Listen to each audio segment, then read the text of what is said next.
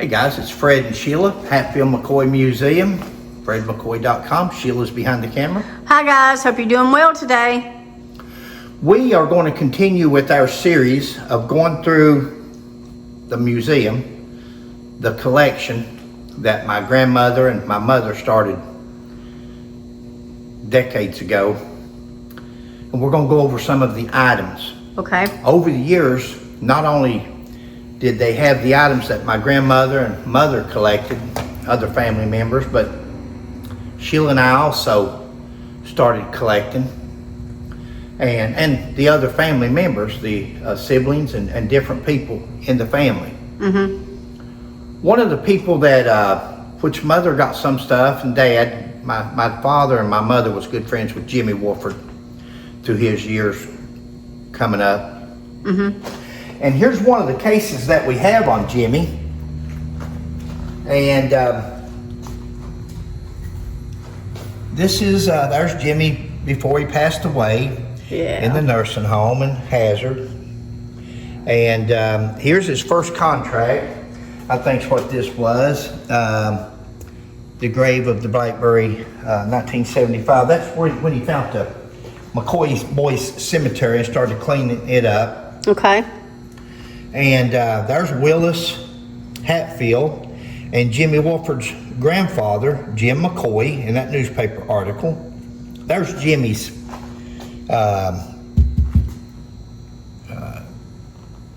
genealogy, I'm sorry. Lineage or whatever you call it. Yeah. Lineage. And then, of course, here's Jimmy when he played the guitar on the steps of the courthouse there in Wimpson for, I think that's over here on this CBS news thing.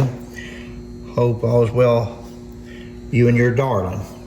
When you get a chance, stop and see me. I'll let you know if things change. Hope to hear from you soon. That was Jimmy. That was from the nursing home that we would go visit him at there.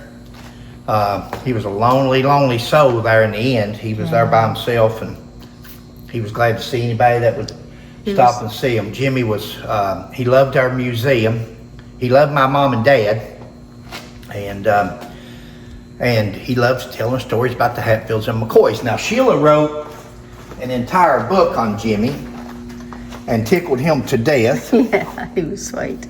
She went ahead and included me in, but it's basically Sheila that It's both of us. done the book. And it was stories that he told, and about the monument, the McCoy Monument, the ship that he was on, that blew up. And here's another one here. Here's Jimmy's cane from the nursing home before he quit walking. Now there at the end, Jimmy couldn't even walk. He was in a wheelchair. And here he is when he was on the Family Feud. I think we've got a colored picture of that on down here. Here's Jimmy's board right here. That's his mother, Rose McCoy Wolford. And that's his grandfather, Jim. There's the lamps that Jimmy and the McCoy brothers from Phelps came up with. There Jimmy is. Lord, and here's his album, and just some things that Sheila and I would go over with them when Sheila was taking notes on writing the book and discussing him. Go ahead there. That's the colored pictures. Here's the one that you're talking about, a Family Feud. Yeah, that's the Family Feud. And Jimmy, here he is with a blank guitar, and there he is with a finished product. And he gave one to us, right? And then one to the museum, right? And then one to Sheila specifically. He was a sweetheart. And there's his album. You can just go around and show the cases. We've got several cases of Jimmy. There's where Jimmy was on the Family Feud way back. The Hatfields and McCoys was on there for 5 days, and they gave a pig away. There's all the pigs down here, all the silver pigs. They gave everybody a silver pig for participating. And then to the winning team, they gave the gold pig to. And there Jimmy is accepting it from, what was that guy's name? Richard Dawson? I think. Sorry. And go ahead, I got it.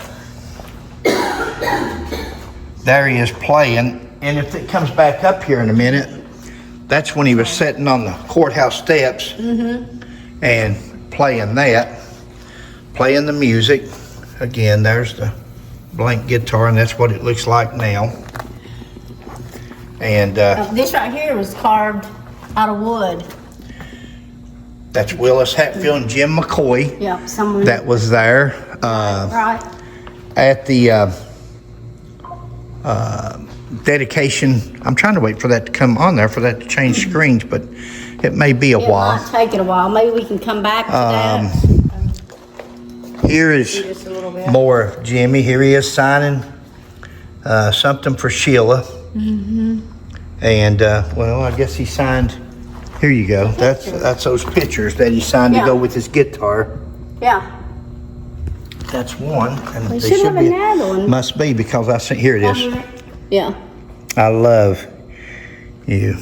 Yeah. He loves Sheila. Him and Sheila got along real well. The sweetest song. Oh yeah. He was. Oh my goodness. Way up there in age, and here he is singing in that nursing home, and he still had a voice of. And there's his grandparents, Jim and Virgie McCoy, and their stories to all the guns and different things. There's a double-barrel shotgun that he had borrowed off Dad to take up to when they were having the dedication. They were, that's crooked. Borrowed the gun off Dad to take up there. He was going to have Willis Hatfield and Jim McCoy, both of them holding guns. Yeah. And my dad told him, said, Jimmy, you're going to fool around and start the feud over. You get up there and alcohol, and because Willis Hatfield, of course, was a known alcoholic. He had a drinking problem, and he said, you're going to start that feud over. You get up there with guns and alcohol. And when he brought the gun back to Dad said, how'd it go? And he said, we didn't even use it. Bob said, I started thinking about what you and everybody else told me, and I was afraid I was going to start that feud over, get up there and have a killing. And so they were supposed to, for the newspaper and different things, they were supposed to take photographs holding guns. Like devil ants always like to do, but in the end, they didn't do that. There's Richard Dawson, and there's another. Jimmy signed, Jimmy Wolford gave his heirloom family heirloom gun to Fred and Sheila McCoy, and the collection, and that's another gun up there. Just there's Sheila and Jimmy, and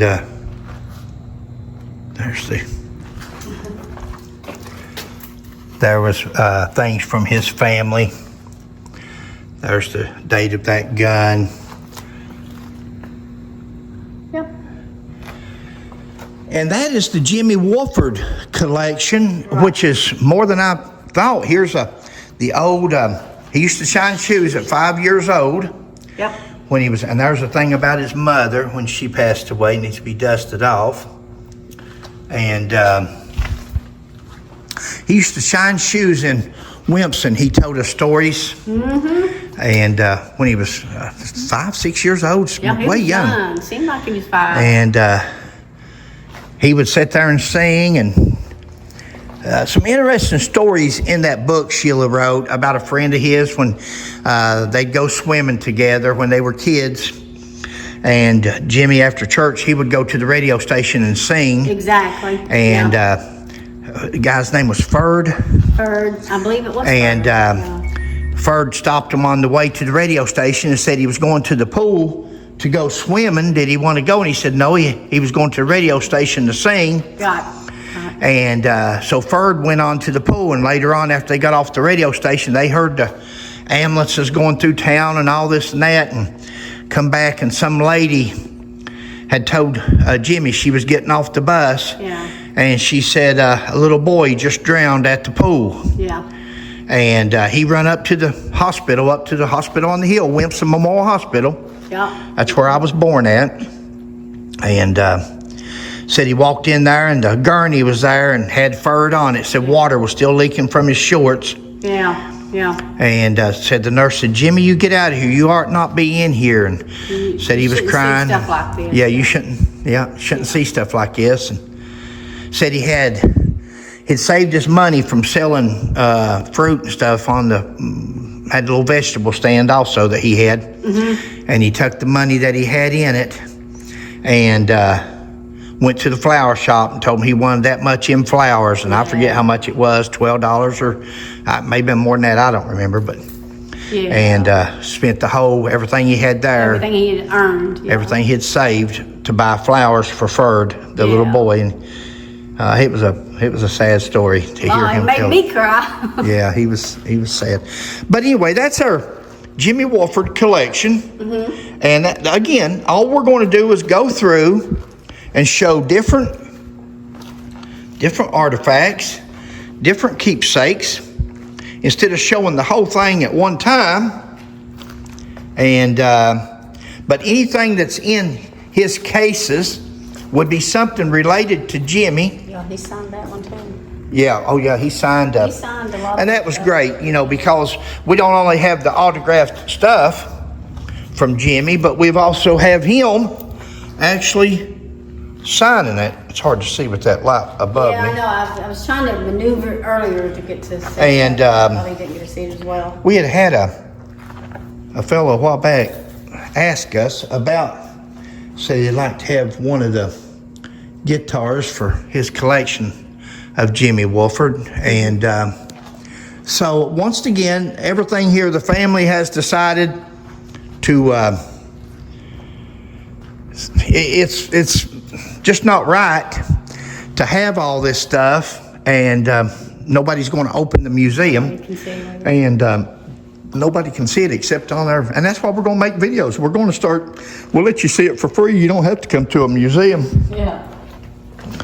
But what a museum it is, what a collection there is in this museum. If you see that picture of him come up where there's that famous picture they just showed the three McCoys, the three bodies laying on the porch, and they advertised it as the three McCoy boys.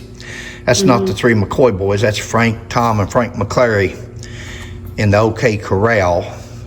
Those bodies are. Everybody's always wanted to connect that to the Hatfield and McCoy Feud, and it's just not. Be nice if it was, but it's not. There's Jimmy's grandma and grandpa, and here they are. I remember when it rained. There he is at the memorial when they were putting the McCoy boys. Where did I see that a while ago? There you go. There's the tombstone that they dedicated in 1976 with Willis Hatfield and Jim McCoy. That's me and Sheila with it. Mm-hmm. Now, later on in life, I'm not going to get into controversial stuff here, but later on in life, they're showing the height of Devil Anse Hatfield on his monument. Later on in life, that cemetery was put off limits to everybody except McCoy relation. The judge ruled that John and Barbara Vance, it was their cemetery, their property, and they could do that. And it's now off limits except for, and Sheila and I used to go back there. We went this past year and we like to clean on it and this and that. But that's, there was people that, a couple of guys filed a lawsuit against them wanting to make the property public. And nobody ever had a problem with them. I see you. Mm-hmm. Nobody ever had a problem with the property until they filed a suit. But that's another story. Yep, that's in our videos. Another time, another place. That's in our videos. Guys, that's going to be it on the Jimmy Wolford collection. I'm trying to look and see if there's anything else. On the beginning of that video there, CBS, you can Google it. No. And on the beginning, you'll see Jimmy Wolford sitting on the courthouse steps. Here he is. There you go. There he is. And that's him in that blue shirt over here. Yep. Playing the guitar. Yeah. On the streets of Wilmington. And, babe, you got anything? No, he was just a wonderful person. Y'all, anybody that talked to him would love listen to all the stories that he would tell you. He was the sweetest person. Yeah, Jimmy was a great historian. Jimmy was responsible. There he is talking. Saying they get whipped. Yeah, he was a good person. But now he was a promoter, and yes. We asked him one time. In fact, it's in the book. We asked him, Jimmy, on your album, you said Devil Anse was 6 feet tall and all this and that. I said, didn't you know how tall Devil Anse was? He said, oh, Lord, yeah, Fred, I knew how tall he was. He's a little bitty fella. And I said, why'd you say he was 6 foot tall in that album for? He said, listen, Fred, there's something that's called marketing. There he was again. Yeah. There's something that's called marketing. And I knew when I was writing that album that the Hatfields was going to be who I was marketing to. And because they like to carry it on. They like, the West Virginia Hatfields wanted to build Devil Anse to be a hero. A lot of Devil Anse's descendants wrote books. They were not correct, but they made a legend out of him. Mm-hmm. And that's where we're at today, trying to correct the history. Yep.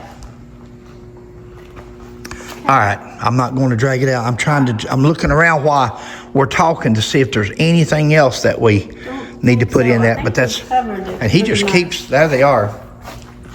I wish we would have had the sound up on that. Try to turn it up and see if it'll. No, that's okay. And once again, there he is talking to the reporters from CBS. Guys, you're up, babe. All right, guys. We hope you're doing well. Thanks for watching. Please like, subscribe, and share. We'll catch you on the next one. Bye. God bless. Thanks, guys.